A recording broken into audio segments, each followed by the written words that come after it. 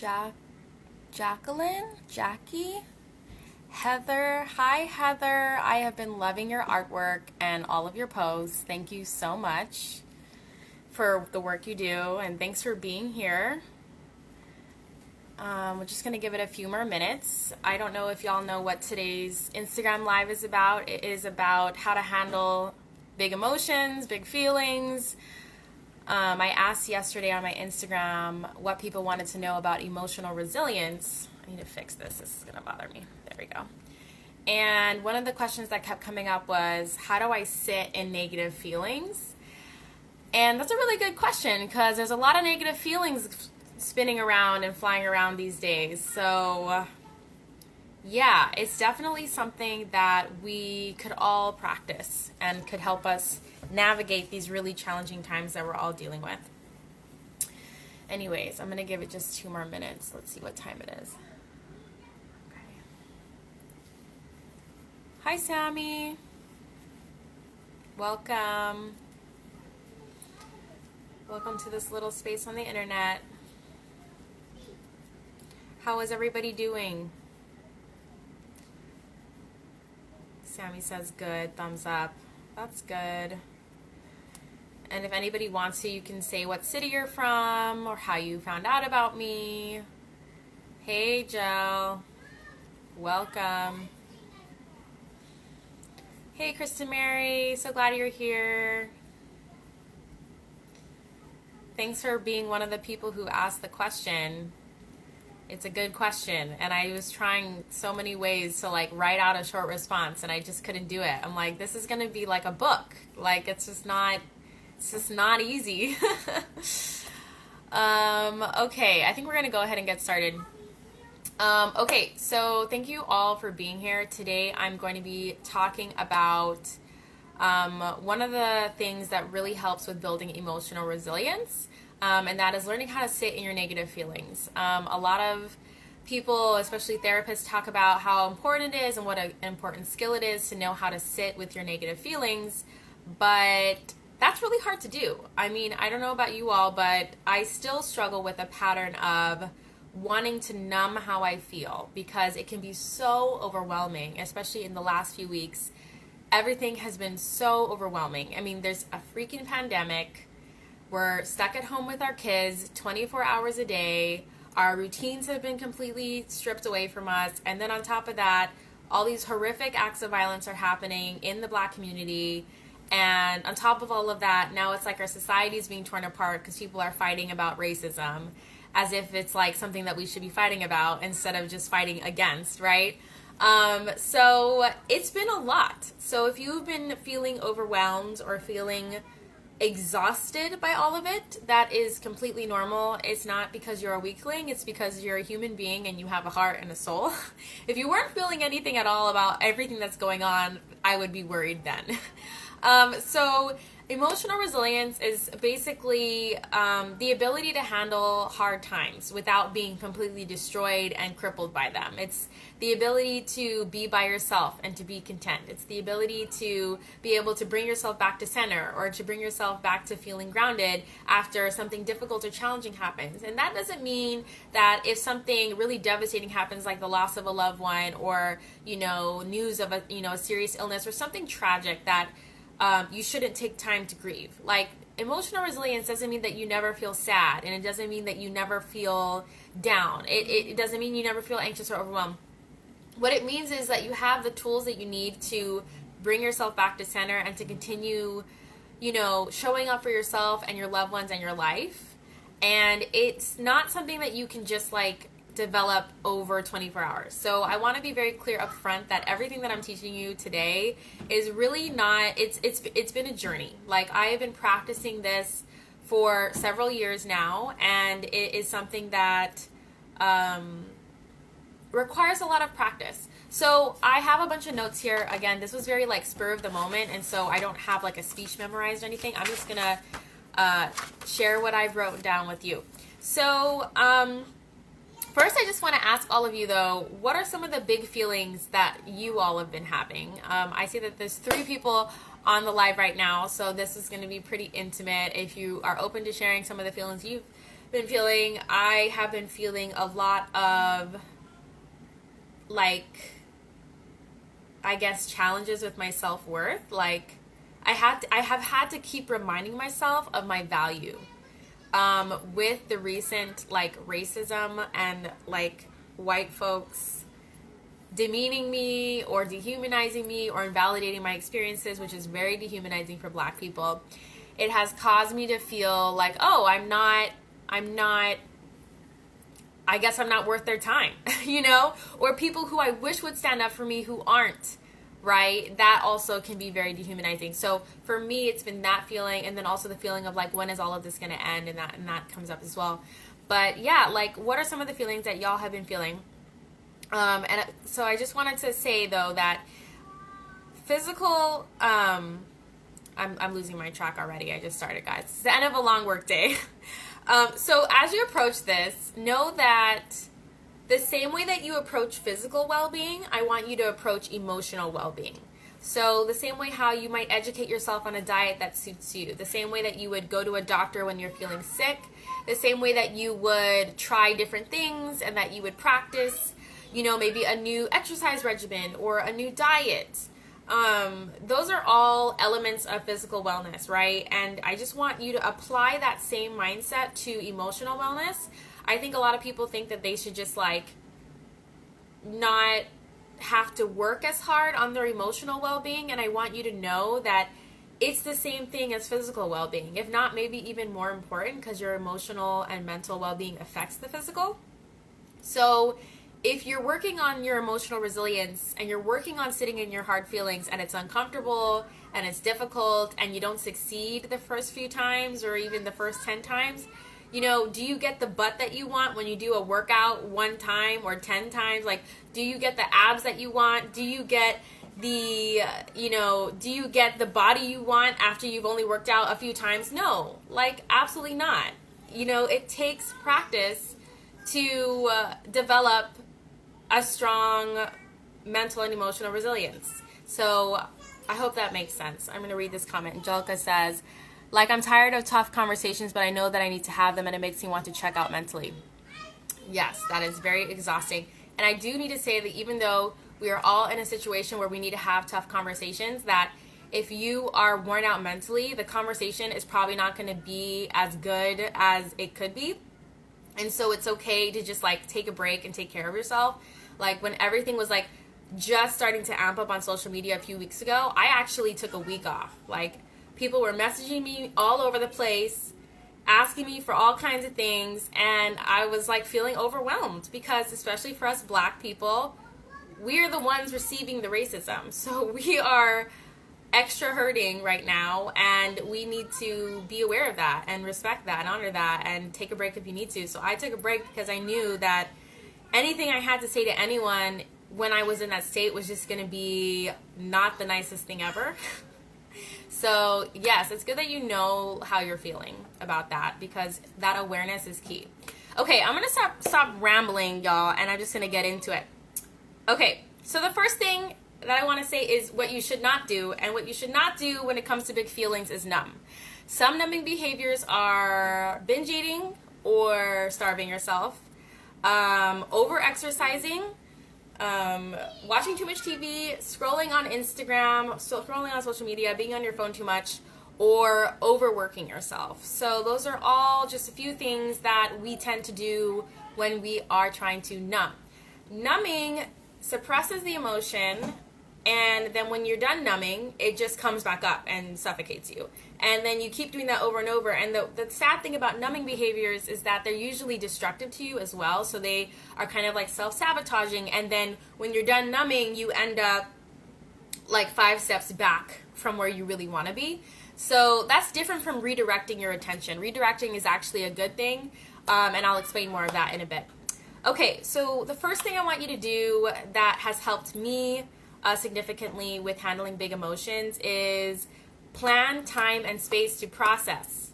Yes, actually plan time and space to process, because if you're like me and you have kids or maybe you have a job, you can't just cop out of your life and go, I really need to take an hour to process the racism that I just received or the unkind comment I just got from someone or whatever.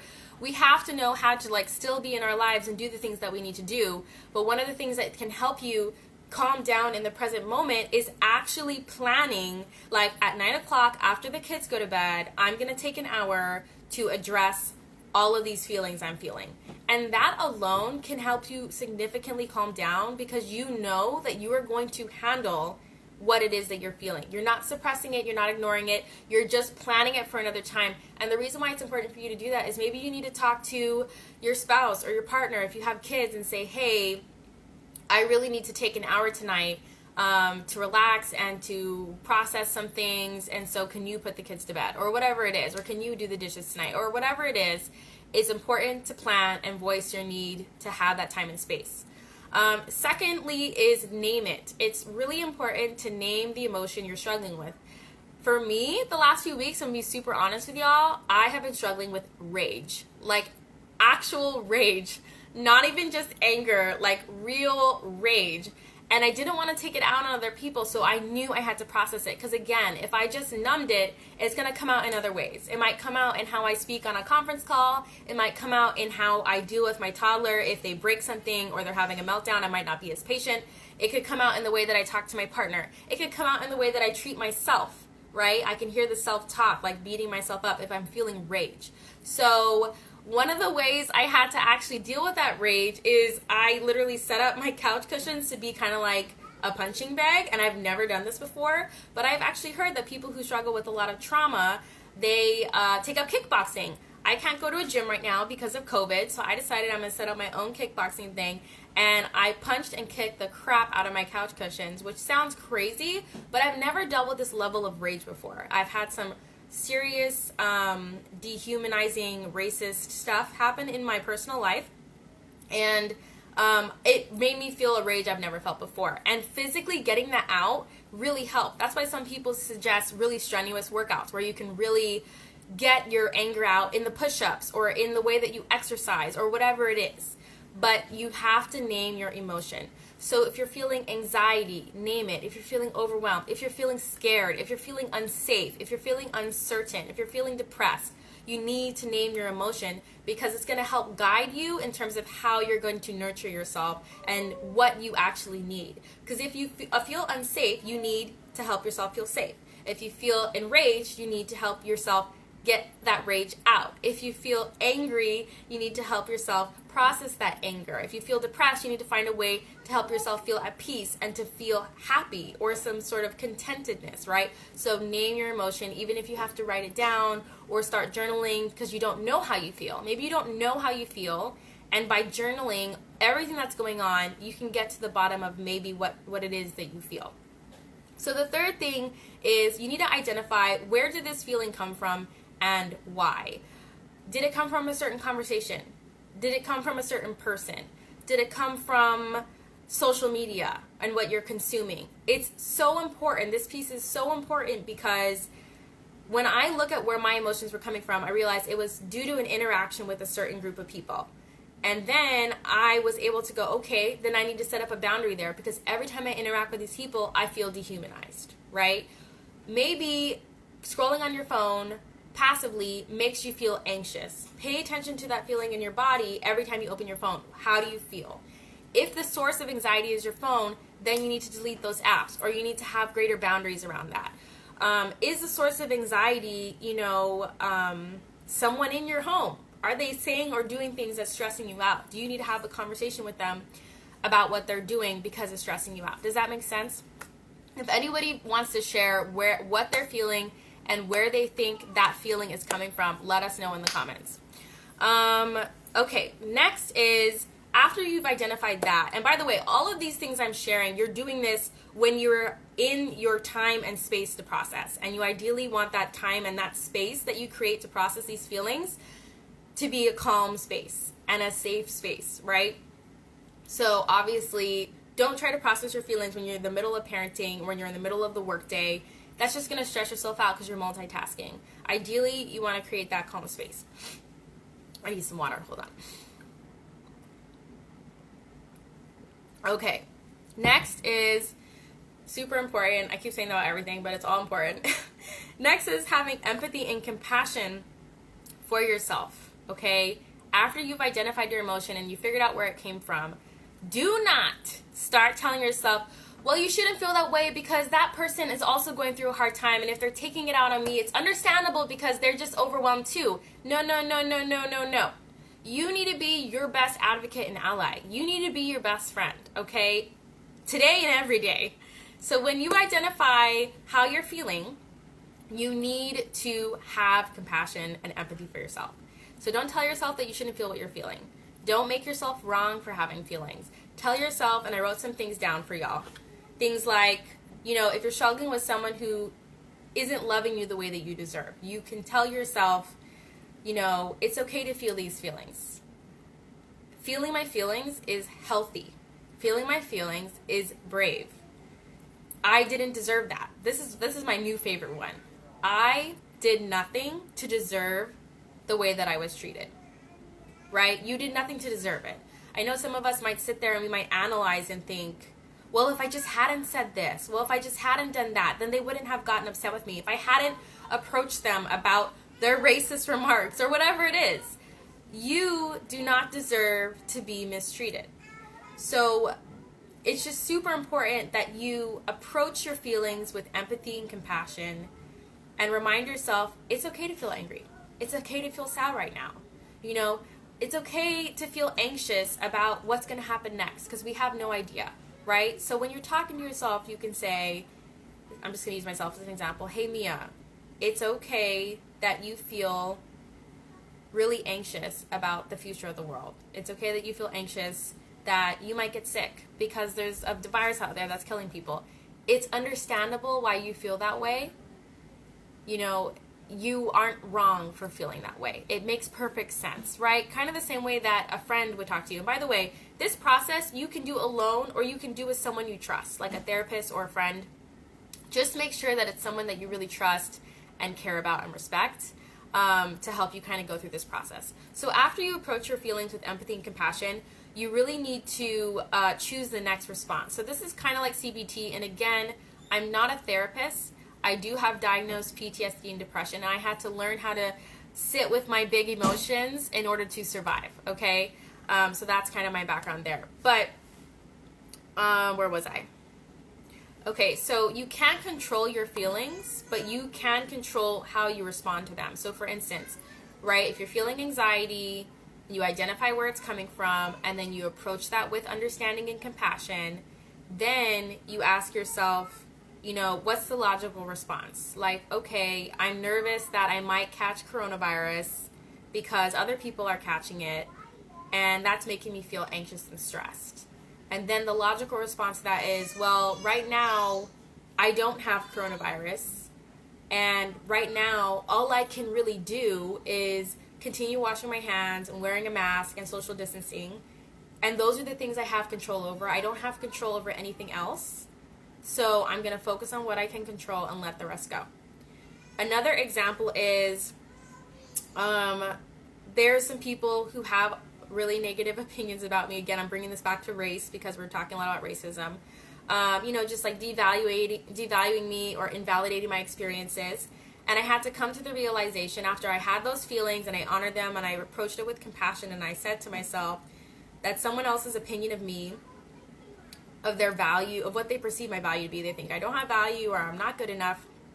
Their opinion does not change the fact that I have value. It's just their opinion. They get to have their opinion. And you can still say, it hurts. It hurts that they don't see my value. It hurts that someone would go out of their way to hurt me. But it doesn't change who I am. Right? So that's how you kind of respond to your feelings with like the next logical step. And then I had to remind myself, I can't control how other people perceive me. All I can control is how I perceive myself. So I'm going to focus on what I can control. So do you see that kind of process there? It ends with you, so you process through what it is that you can't, like you couldn't control. You couldn't control your feelings, right? You honored your feelings, you identified them, you figured out where they came from so that you can figure out if you need to set any boundaries. But then you end the process with what you can control, what you do have certainty of, and what you don't. And that it's easier for you to let go of what you don't control after you've identified what you do control. The way that we tend to do this when we're not educated on how to handle big emotions is we just try to suppress that we have these emotions and numb or beat ourselves up like, oh, you're so weak. Why do you feel that way? You shouldn't feel that way. But your brain doesn't care about that. It's going to keep bringing those emotions up. Emotions, and I actually don't like to say negative emotions. That's why I say big emotions or I say unhelpful emotions, because emotions are guides. They're teachers, and so is pain. It's there to teach you. Maybe that emotion is actually teaching you how to have better positive self-talk. Maybe that emotion is teaching you that you need to be on your phone less. Maybe it's teaching you that you need to take more time for self-care. Maybe it's teaching you that there's somebody in your life who is making you really unhappy and you need to set up a boundary with them. So suppressing emotions is stopping your growth. Suppressing emotions is keeping you stuck. And if you feel stuck and if you feel overwhelmed, chronically sad, chronically stressed, the best thing for you to do instead of trying to avoid it is to actually face it through this process of handling your big emotions. Okay, so that's all the process of when you have that time and space, right? I do want to say, some tips. Sorry, I was reading. My handwriting is not that great.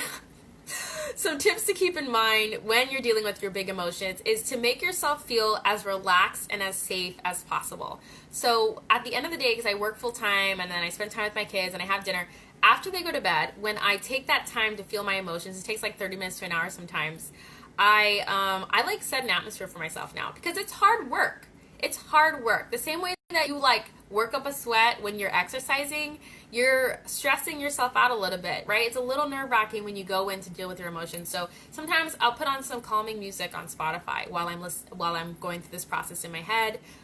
Sometimes I will go through this process when I'm taking a warm bath. Sometimes I'll just do this process lying down under my weighted blanket.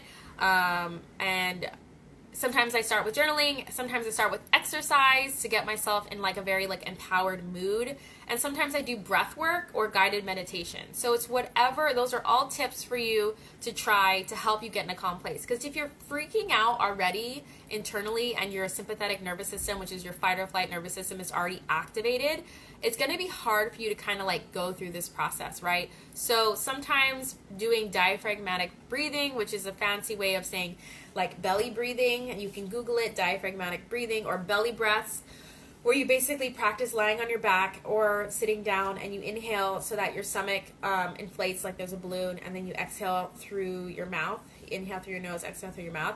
And I'll set a timer on my phone for 5 minutes, and you just focus on the sensation of what it feels like to have your breath go in and out of your body. That is one way that I like to calm down and to relax. Another thing is yoga. There's a bunch of things. But all I want to say is if you go through this process and you're like, Mia, it's not working, you might be trying it when you're already amped up, freaked out, your sympathetic nervous system is engaged. You want to activate your parasympathetic nervous system, which is the calm, collected, more clear and peaceful part of your body in the way that your brain works. And the way that you tell the difference is parasympathetic. There's like the word para, which reminds me of parachute, and it's kind of like saving you from near death. I don't know. That's how I remember it. So parasympathetic nervous system is what is activated when you do something calming, like taking a bath or doing breath work or journaling or, yoga, things like that. Okay. Another tip that I want to give you when you're doing this work is make sure you're not hungry or sleep deprived. I remember being frustrated like a few weeks ago because I really wanted to work through a difficult emotion, and I was really upset that I was just so tired because I'm so used to doing this work. I've been doing this emotional work on myself for like 4 years now, and I know how much stronger I feel after I've gone through it.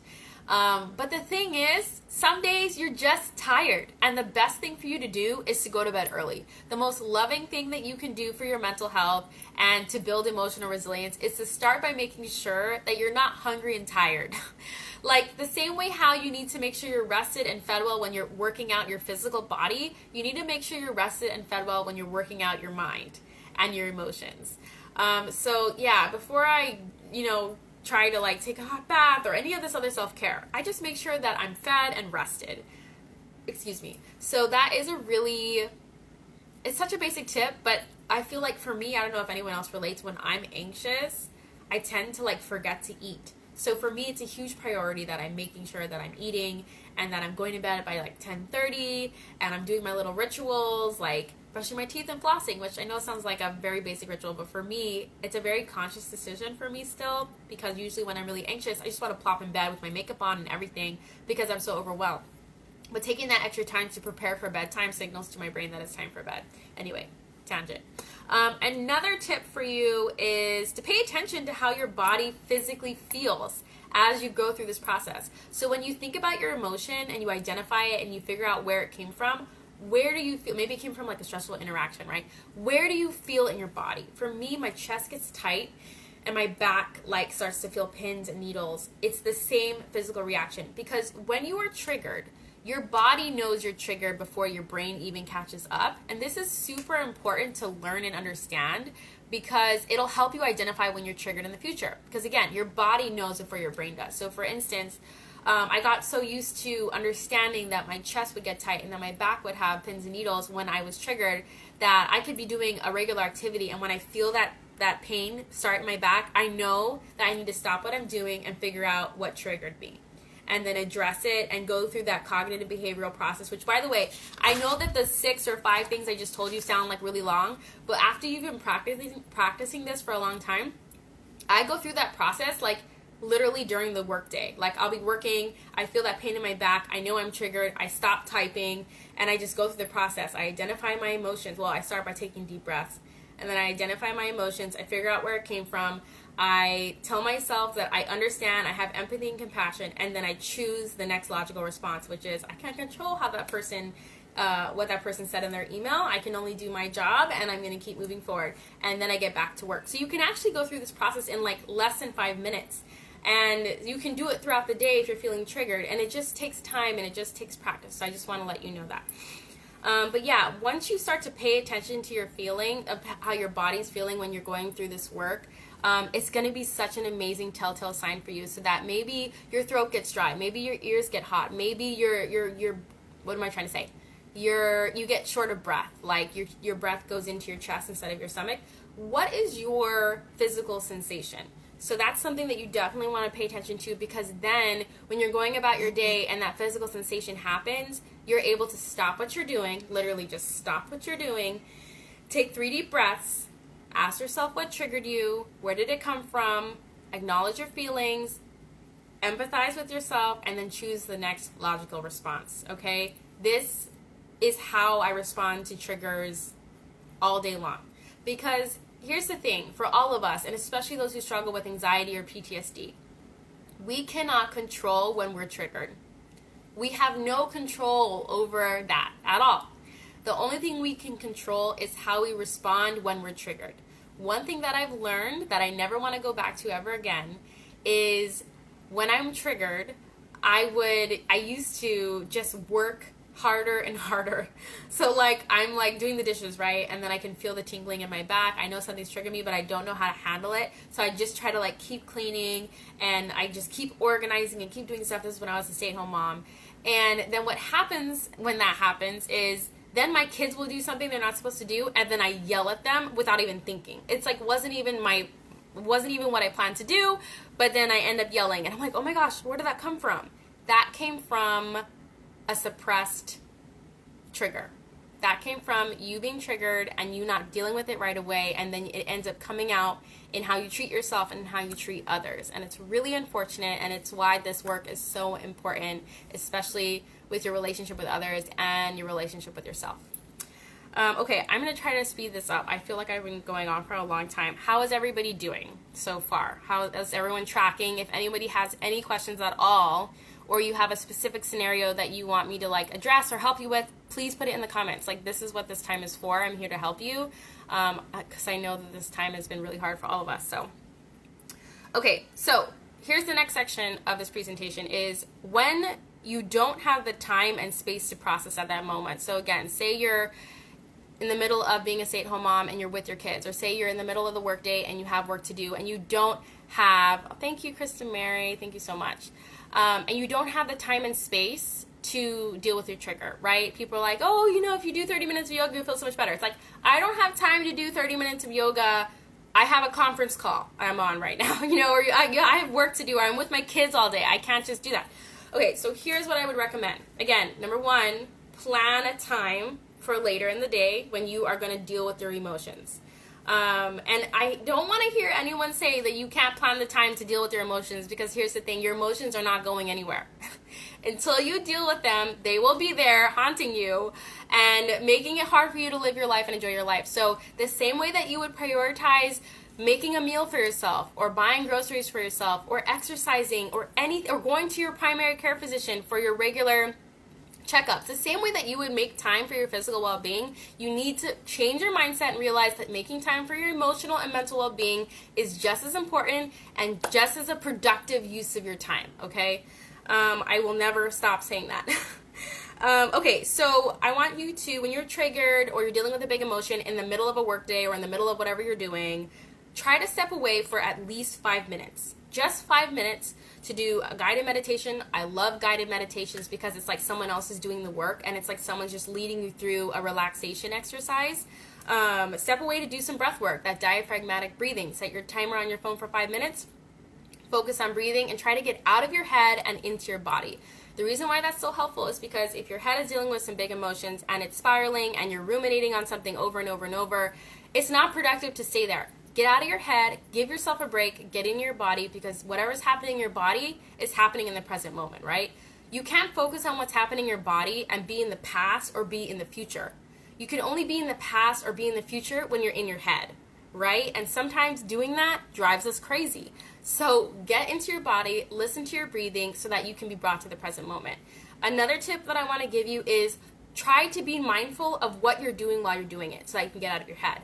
Are you typing? What does the keyboard sound like? What does it feel like to type? What does it feel like to sit in your chair? Feel your bum in the bottom of your chair. Think about the words that you're writing to the person. Think about what it is that you're doing. Try to focus completely on what's in front of you. Listen to some great music. I actually like to listen to ASMR while I work because it keeps me in a very calm state. I do a lot of creative work and it helps me to create when I'm feeling calm.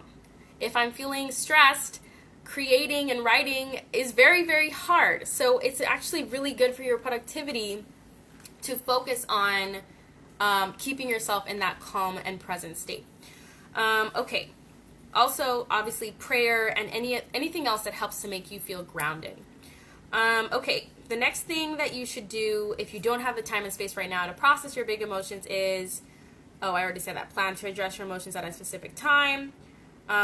Make an extra effort to be empathic and nurturing towards yourself as you go throughout the day. So sometimes I wake up, I've had nightmares all night, I had a really rough time with big emotions, and I feel it in the morning, but I have to get to work and I have to deal with people. I just start the day by going, I can tell I'm having a rough time. I can tell I don't feel that good. I know it's probably because of this interaction or whatever. I don't have the time and space to deal with it right now, but I'm just going to do the best I can to show up for my job and show up for my kids and show up for myself. Just start the day with, I'm just going to do the best that I can, and I'm going to go easy on myself and be proud of whatever I can accomplish, okay?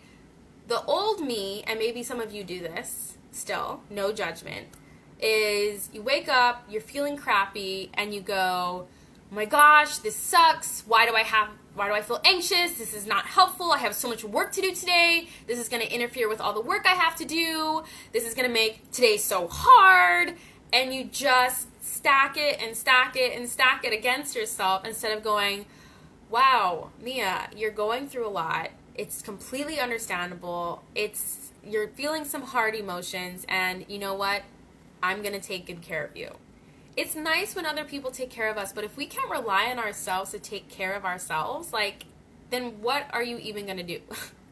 We have to nurture ourselves. We have to dedicate time and energy to cultivating that trusting relationship with ourselves. So be empathic. When I wake up and I'm having a hard day and I have a lot to do, I decide then and there in that morning that I'm going to take my time exercising and wearing nice clothes and doing my makeup and hair if that makes you feel good. You know, I make myself a nice breakfast, or I make sure I make myself nice meals all day, or I make myself my favorite cup of coffee or my favorite cup of tea. Just do whatever you can to bring joy. You know, do you need to light a candle while you're working? Do you need to play your favorite music? Do you need to take dance breaks? Whatever it is you need to do to make yourself feel taken care of while you live through your day, while you're experiencing these hard emotions, until you can get to the point where you can really go through that cognitive behavioral therapy process that I just shared with you. Okay, we're on the last page. Tip. Super important when you're going through this process and dealing with your big emotions is to reward yourself.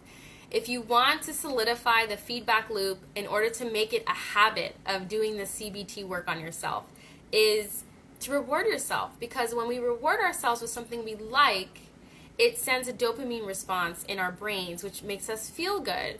And when we feel good and we have dopamine, we want to do whatever it is that gave us dopamine again.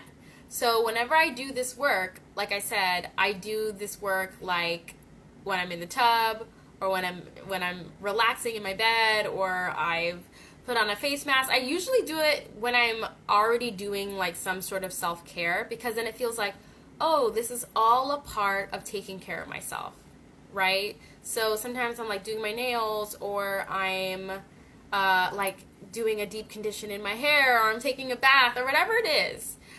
Or I eat ice cream after I'm done like doing all this stressful work, and then I get myself some ice cream. Like whatever it is you need to do to, hey, thank you, Erica, so sweet.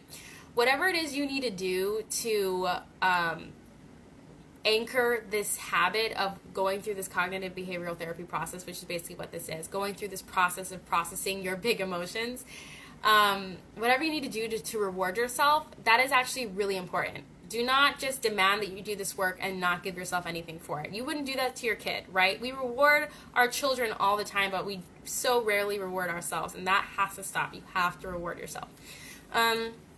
Okay, so this is the last part, and it's really important. I want to say, if any of you have been struggling with anxiety, like severe anxiety, where you've been having panic attacks when you have big emotions, or if you've been struggling with depression, which is like extreme sadness or lack of motivation for most days of the week, I want to say that you can do this process we talked about, but if it's not working for you, you need to get help, professional help. For me, since I have diagnosed PTSD and depression, there were certain triggers that just sent me spiraling, and I just felt like I had no control over it, and it's nothing to be ashamed of. You know, these things that I'm teaching you are tools, and it's just one tool in many. So months and months ago, wow, almost half a year ago, I went and saw a psychiatrist, got officially diagnosed with PTSD and depression, and got on a pediatric level dose of a medication that helped me with my depression and my PTSD. And so what that did was it gave me the capacity to do this process, okay, one of many processes that helped me. The reason why I want you to know this is because I think a lot of people who actually have a mental illness think that they can just like deep breathe it away or yoga it away. And I want you to know that it's perfectly okay and highly recommended that you get checked out, and that you get an official diagnosis, and that you are open to a treatment plan. Medication's not for everyone, and I want to be clear right now, it does not solve all your problems, okay? Medication gives you the capacity, right? Because before I was on medication, I couldn't sleep and I had no appetite, right? And remember I talked about how important it is to be able to eat and sleep in order to do this work. So if you're not able to eat and sleep because you have a mental illness, you need to manage that mental illness so that you're taking care of your physical body, so then you can then do this mental and emotional work. Does that make sense?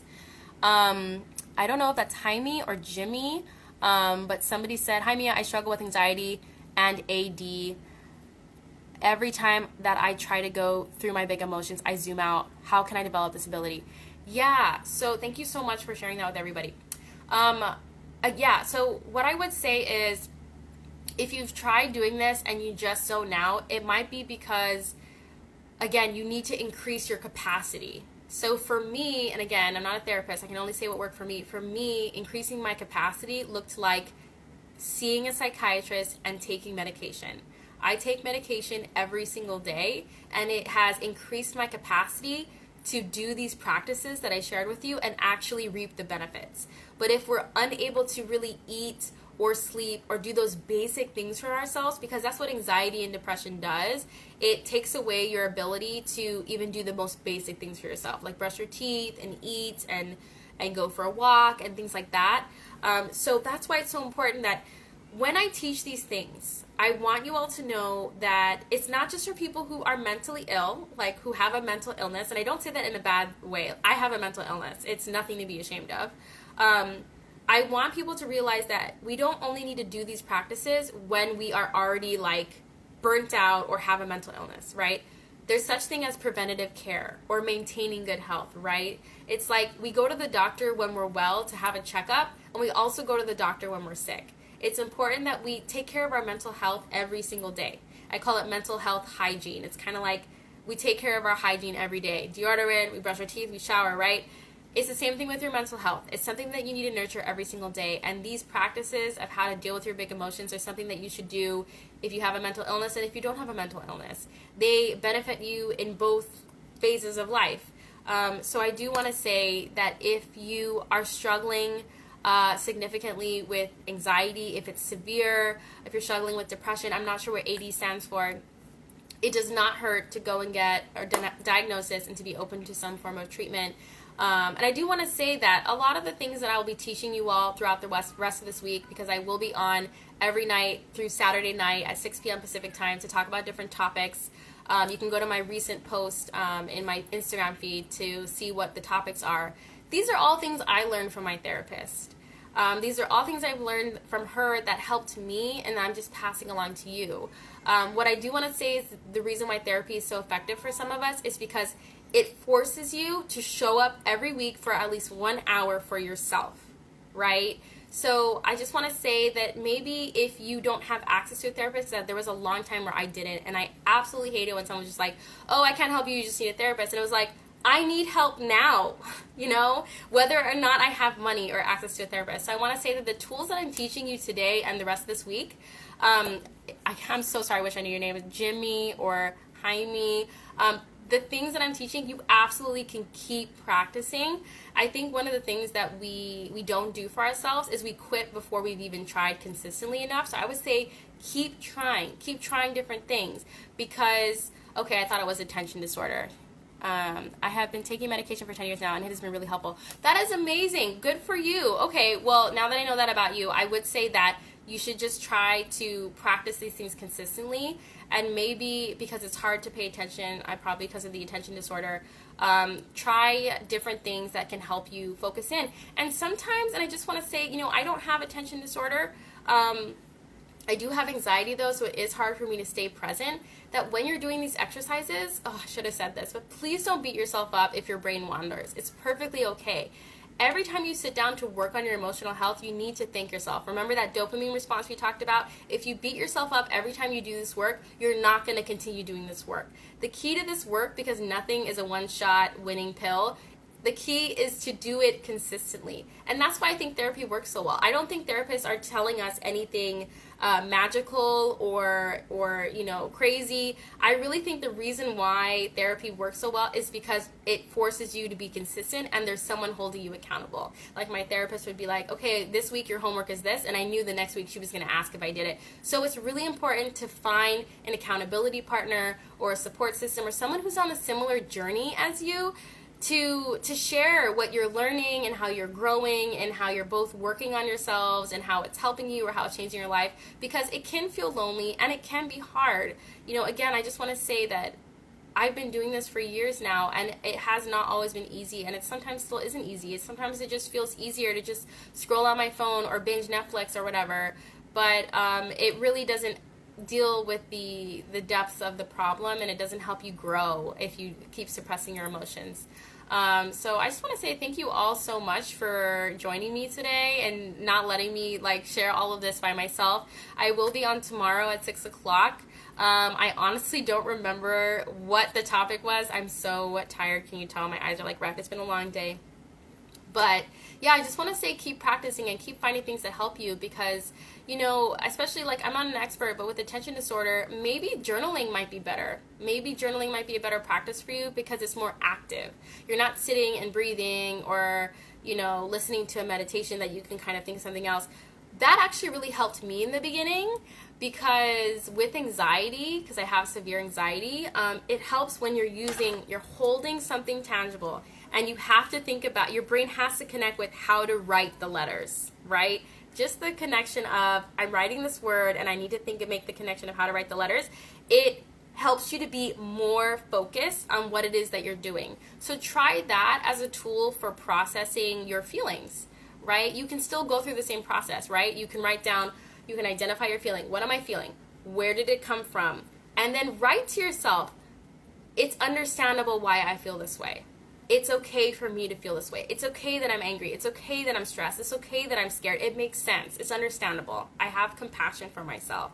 And then you respond with, okay, I'm upset because of this, but I have to remember that no matter what someone says or thinks or does, I am valuable.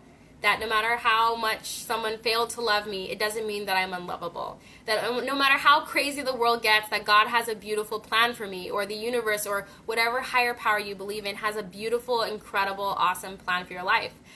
And you can write out all of that. And, you know, maybe I'll actually create something that just has those questions so that it's easy for you to just sit down with the paper and go through that process. But yeah, I hope that helps. Thank you all so much. I hopefully will see some of you tomorrow at 6 o'clock Pacific time. And yeah, have a great evening. Thank you so much for showing up for your mental health and to learn about emotional resilience. I think it is something that will reap benefits in your life for years and years to come. Honestly, it's been such a great tool. I didn't even know I was developing emotional resilience until all of this crazy stuff happened. And I was like able to handle it. I was like able to keep pushing through it. And I'm like, what's going on? And so I just wanted to share that with all of you. Thank you so much. Krista Mary says, thank you, Mia. I appreciate you, Krista Mary. Thank you. Thank you for being here. All right, y'all. Take care. Love you all. Bye.